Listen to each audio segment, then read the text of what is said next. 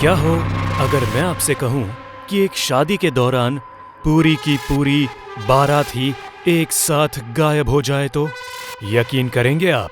आज की हमारी ये कहानी कुछ इसी पर आधारित है। आइए देखते हैं।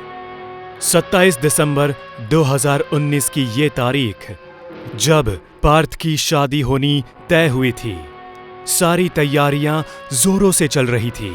शादी की रात शहनाइयों और बाजे के साथ बारात दुल्हन के दरवाजे पर पहुंची। मंडप किसी महाराजा की शादी जैसा सजा था। सब बहुत खुश थे। फेरों के लिए पार्थ तैयार था और उस वक्त उसकी दुल्हन मोहिनी भी हल्के कदमों के साथ थोड़े शर्मीले अंदाज में मंडप पहुंचती है। हाय, आज तो कुछ ज्यादा ही कमाल लग रही हो। क्या बात है? मोहिनी कुछ जवाब नहीं देती, बस हल्का मुस्कुराती है और मंडप में दाखिल होती है। इसके बाद शादी की विधि शुरू कराई जाती है। फेरे होते हैं और सारी रस्मों के साथ पार्थ और उसकी दुल्हन मोहिनी की शादी संपन्न होती है। तभी अचानक से पूरे वेडिंग हॉल की लाइट्स एक साथ चली जाती है और हर तरफ कोहरा अंधेरा छा जाता है। सारे बाराती हल्ला मचाने लगते हैं और इसी बीच पार्थ मोहिनी से कहता है, मोहिनी, तुम ठीक हो? ना जाने ये लाइट्स कैसे चली गई। लेकिन मोहिनी की तरफ से उसे कोई जवाब नहीं मिलता। खैर, वो इस बात को अवॉइड करते हुए तुरंत बाहर खड़े इलेक्ट्रिशियन को कॉल करता है। अरे सुरेश, यार ये लाइट्स कैसे चली गई अचानक? ऐसी लापरवाही तुम लोग कैसे कर सकते हो? अरे क्या साहब, आप भी कैसा मजाक करते हो? मैं तो वेडिंग हॉल के एग्जिट पर ही खड़ा हूँ। मुझे तो साफ दिख रहा है कि लाइट्स तो है। हैं? ऐसा कैसे हो सकता है? तभी अचानक लाइट्स वापस आ जाती है और फोन भी कट जाता है। पूरा वेडिंग हॉल वापस से जगमगा उठा। लेकिन जब सुरेश गौर से अपनी नजर घुमाता है, तब वो एकदम भौचक्का रह जाता है। पूरा वेडिंग हॉल खाली था।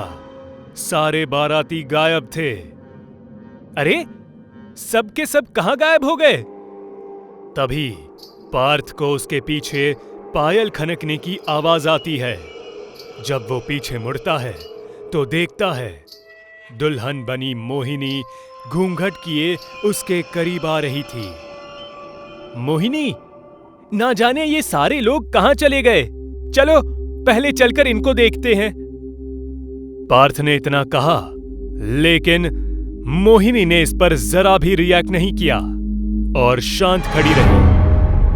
पार्थ उसके करीब जाता है और उसे हिलाने लगता है, लेकिन तब भी मोहिनी ने कोई प्रतिक्रिया नहीं दी और अगले पल वो चुपचाप एक ओर जाने लगी। मोहिनी, ये क्या बिहेवियर है? कहां जा रही हो तुम? मोहिनी इस बार भी कोई जवाब नहीं देती और धीरे धीरे एक तरफ जाने लगती है। पार्थ भी उसके पीछे जाता है और कुछ देर बाद मोहिनी अपने कमरे में जाती है और वो इशारे से पार्थ को अंदर बुलाती है। पार्थ कुछ समय तक यूं ही खड़ा रहता है, लेकिन फिर वो अंदर चला जाता है, जो शायद उसकी जिंदगी की सबसे बड़ी लेकिन आखिरी भूल थी। वो अंदर कमरे में दाखिल होता है और तभी उसे कमरे में एक अजीब सी घबराहट महसूस होने लगती है। तभी पार्थ को मोहिनी का वॉइस मैसेज आता है। सॉरी पार्थ, बारिश में फंसी हूँ, थोड़ा संभाल लेना। ये सुनते ही पार्थ के होश उड़ जाते हैं। उसे अभी भी सामने मोहिनी दुल्हन के रूप में उल्टी तरफ मुंह किए खड़ी दिख रही थी, जिसने तो अभी फोन लिया भी नहीं। फिर ये सब कैसे हो सकता है?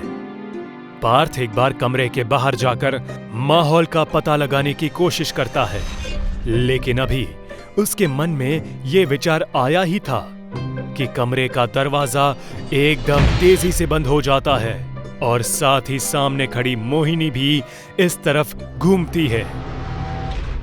जैसे ही मोहिनी घूमी, उसके सिर से घूंघट उतर गया और उसकी आंखें एकदम काली हो गई। वो बिल्कुल एक चुड़ैल में बदल चुकी थी। उसके दांत जबान से बाहर निकल आए थे और सिर के बाल बड़े होने लगे। ये सब क्या हो रहा है? कौन हो तुम? तुम मेरी मोहिनी के लिबास में मेरे साथ ये छल क्यों कर रही हो?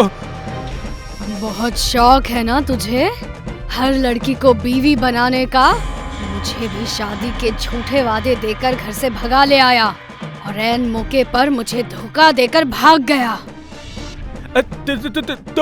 तुम स्नेहा हो? लेकिन तुमने तो खुदकुशी। हाँ, मैंने खुदकुशी कर ली क्योंकि जो सपना मेरा जीते जी पूरा नहीं हुआ अब मरने के बाद होगा। अब तुझे मरना होगा। इसके बाद एक फांसी का फंदा अचानक से पार्थ के गले में फंसता है और पार्थ सीधा ऊपर टंगे झालर से फांसी खाता है और तड़पते तड़पते उसकी दर्दनाक मौत हो जाती है।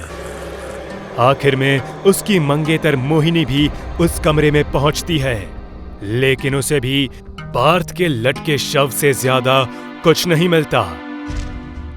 चुड़ैल बनी दुल्हन और उसने एक छल से अपना पुराना हिसाब लिया।